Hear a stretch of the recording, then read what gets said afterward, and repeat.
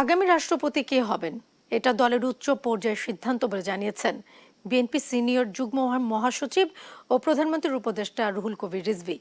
সকালে রাষ্ট্রীয়ত্ব 12 প্রতিষ্ঠানের নবনিযুক্ত চেয়ারম্যানদের নিয়ে শহীদ রাষ্ট্রপতি জিয়াউর রহমান ও সাবেক প্রধানমন্ত্রী খালেদা জিয়ার সমাধিতে শ্রদ্ধা নিবেদন শেষে এই কথা বলেন তিনি। নতুন নিয়োগপ্রাপ্ত চেয়ারম্যানরা সততা ও নিষ্ঠার সঙ্গে দায়িত্ব পালন করবেন বলেও আশা জানান রিজভী। বলেন, দলের বিভিন্ন পর্যায়ে ত্যাগীদের মূল্যায়ন করছেন প্রধানমন্ত্রী তারেক রহমান।